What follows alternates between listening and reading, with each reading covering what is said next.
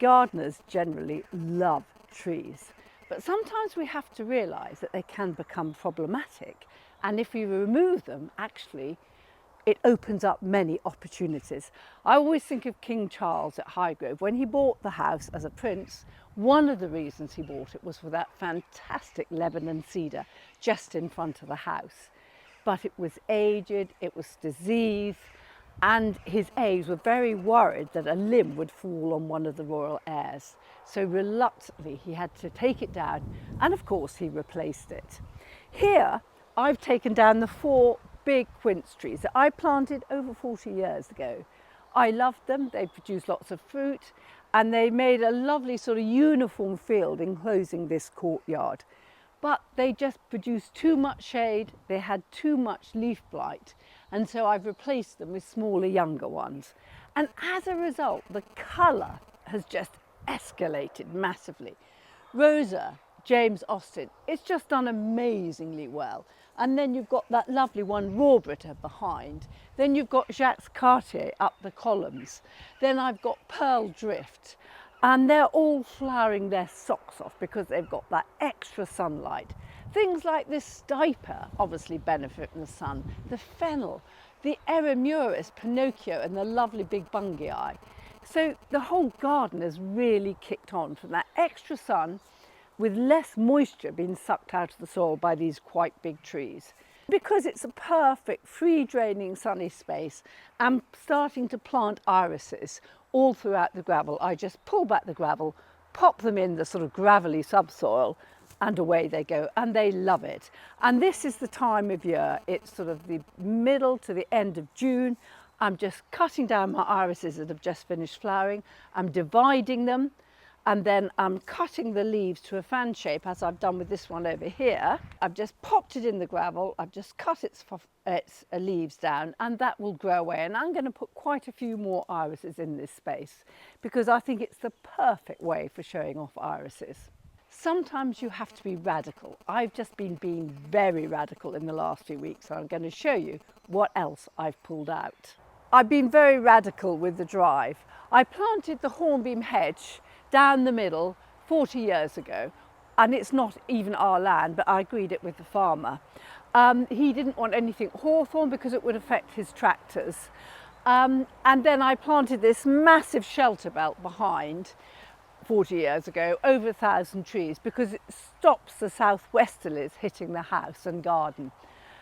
But what I've done now is I've actually cut this hornbeam down to form a hedge along the bottom, and then I've raised the canopies of these lime trees and trees that I've planted behind hornbeam lime, so that actually you can see more light onto this car parking space. And the whole space, instead of looking rather like an overgrown woodland, looks just a bit more manicured. I think it makes the space look bigger, and it lets more light in. And obviously removing the lower branches gives light to the hedge, and that will make it, in time over the next few years, bush out quite nice and thickly, especially as we've cut a neat line into the top. Now on this side, this hedge is getting very gappy at the bottom, really gappy, and that is because of the shade of the trees I put running down the inside of this fence line. Now those trees got very big after 40 years. It's amazing how they grow, and so they were stopping the light getting to the leaves, so I've taken the big decision to cut them down. And already I think it looks much nicer. Obviously in a few years' time, when things have settled down, I'll probably put yew trees at the bottom of the hedge to make it bulk out a bit more, to help it. And along this rather scratchy edge where you can see the trees, I was going to put lots of sort of fairly native woodland plants like sweet woodruff, Gallia moderata. I've just taken about 100 cuttings in the greenhouse, and I was going to plant them out in the autumn. I was going to add a few hollies I've got from cuttings, a few of the native Daphne, just trying to remember its name, but I've got cuttings and seeds of those. So I was going to just plant, and ferns, obviously ferns, Polystichum sativum, very good in dry areas, and this is dry. So I'll plant those along the front. And I've even popped in a few more trees in the gap, but smaller trees. And I think it just makes a much nicer opening. It was very shady, this drive, but now with a new pier, the extra light, I think it creates a much more welcoming approach to the house. Big decision. My husband had been wanting to do it for years and I've been really reluctant, but he twisted my arm and I'm so glad I took his advice. That is the problem with felling trees. You live with them for maybe, well, in this case, 40 years, and you grow fond of them. And to actually cut them down and removing is quite heart-wrenching. And you think of the effect on wildlife and everything else. But really, you have to be radical and make these difficult decisions sometime. Come and look at another area that's improved because I've removed lots of trees. These cork oaks, which are planted in baseless pots, of course, were also getting very high. And so we've been radical, cut them down again, but they will respond really well. And then they're more balanced. This one, because it was slightly lighter, grew far more than this one. And that way they evened up, and I think they look more in scale with the entrance to the property. This area down here, which I like very much indeed, just goes to the meadow and is actually an access. We drive through here with tractors occasionally over the grass, which has hardcore underneath. These trees were growing over, so you could hardly see the entranceway. We've been radical again. We just raised the canopies, and so you can see the view down. And the grass will grow better. It lets the sunlight in. And I think it's actually not all that bad for wildlife, because we are letting more sunlight in. I had two gigantic bay trees here, standard mop heads. And I copied that idea from one of Clough Williams Ellis's gardens in Wales. But they just shaded the area so much. They had box circles growing around the base, so we cut down the bay tree. I put plugs in the old stump, eco plugs. I think that's the name, in the old stump to kill them off. And then we'd grown these into better rounds, the box into better rounds. But so much more light, so much better. So I'm really glad I did that. Radical again. Also removed the ash tree that was growing here. Again, I planted it. And it was just too big for the space. And the ash tree was there before I put in the ha-ha. And so as soon as we put in the ha-ha, the whole space changed. And because we've got the tree belts coming up either side, somehow it was nice to have just a pool of sunshine over the lawn that's the main sort of resting space for the whole garden. It's a very peaceful, easy space that looks out onto the meadow and the grazing animals. So again, it was a bit of a wrench to cut it down, but I'm so glad I did. And if it was difficult now, it would have been even more difficult to remove 20 years on when the tree was so much bigger. I was impatient when I came. There were no trees here at all, and I wanted to create some light and shade rather than wind and sun, which was what the whole garden was covered in. And so in these baseless pots, they're actually terracotta pots initially, I planted laurels, standard laurels. Now laurels are very fast growing. These are the Portuguese laurels, not the cherry laurels, which grow even faster. But I was impatient, so I put them in as little standards. And then they just grew so big and they just required so much clipping to keep them anywhere neat. And this elevation of the house, this 13th century elevation, which I'm really fond of, it obscured too much. So I was a bit radical again. I chopped down the laurels. Now again, I cheated. I do everything in the easiest possible way. So I chopped down the laurels at ground level, and then I put some soil. The soil in the containers had actually sunk a bit, so I put on some more soil. And I planted these guys, which were a little bit smaller, on top of the cut down trunk of the laurel, which every book in the world will tell you not to do. But hey ho, they've grown, and they saved me hours of work, cost and time trying to get rid of the old stems. And these yews are much better behaved than a laurel. You know, it doesn't take much to keep them like this, and they don't obscure too much of the house. And I'm so pleased I made that radical decision. But on the day when I was carting these massive laurels across the lawn to the bonfire heap, I thought, have I done the right thing? But now I know I have.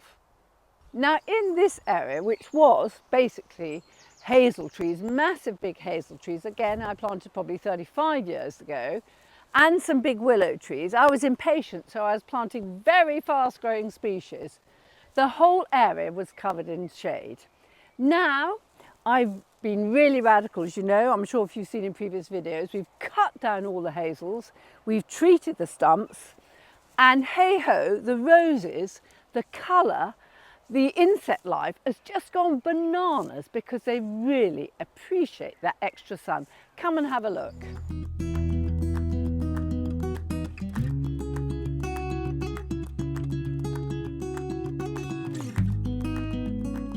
So here, the hornbeam arches have now come into life, which we planted last autumn, I think it was, or winter. And I need to train them over the frames a bit to keep them in check and to guide them to go the right way. Alliums, moon daisies, we've got lots of umbelliferas, we've got verbascum, polar summer, eremuris, we've got Valerian officinalis, one of my favourites. All these plants, plus these lovely Orlea, which we've planted to come into flower for here. And then I've got to trim up these yews. These need a bit of shaping now. It's now hedge cutting time, so everything's very, very busy indeed. So we've now got to trim up the topiary. We've got the perennial yellow foxglove, I think it's Digitalis lutea, coming out. The Martagan lilies, Miss Wilmot's ghost is popping through, and lots of Rosa mutabilis, which I did from cuttings, was it maybe 2 years ago? And you see they're coming up really nicely now and they're coming into flower. So I think this whole area has really blossomed virtually and literally because it's just now a mass of flowers. It allows me to grow much more types of plants and it brings in more wildlife, and I think it's very easy on the eye. And even in the winter I'm loving it because I love the clip forms of the yew, and then it's got the evergreen Luzula native grass on the ground. Irises are popping up. I'm just thrilled. It's a much more interesting space to garden, and I suppose that's the key really. When you have a garden, you started off, so I started off 40 years ago, and then you don't have a lot of time, you've got children, you've got all sorts of things going on in your life. And then you start to develop the garden, you home it how you like it, but then you have maybe a bit more time. You've got more skill, you've got more energy perhaps because you're not looking after the children and stuff so much.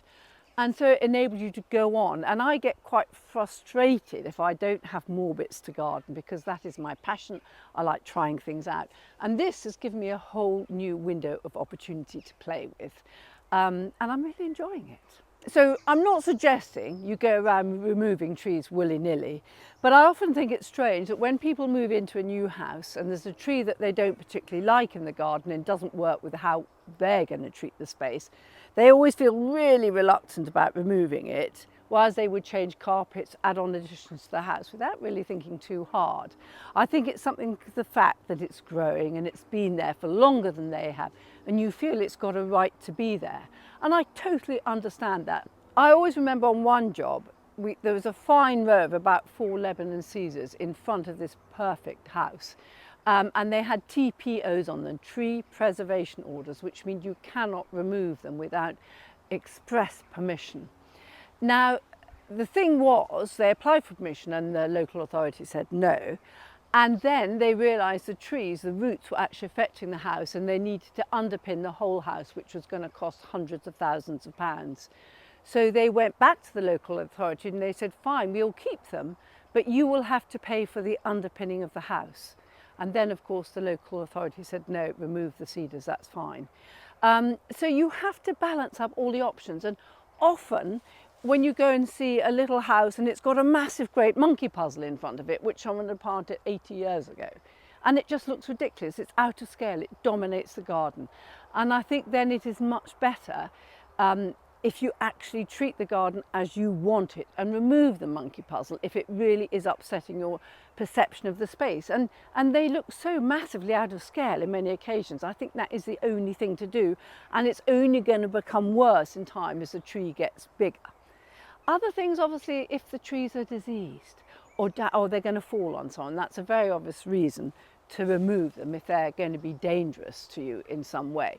If the tree's in the middle of the field and it's not going to fall on anyone in a storm, then obviously one worries far less. Suckering is a real problem as well. So I've seen trees, and we've had problems on Gardener's Question Time, where something like a tree of heaven, the ailanthus, just sets up suckers all over the lawn, you know, for acres around the tree. That's a massive problem, and it's going to be there for life, and maybe you just bite the bullet and take the tree down. Other trees like cherry roots in lawns are difficult because they rise to the surface and they're difficult to mow and play on and things like that. Roost is another one that suckers massively, so you might want to remove that.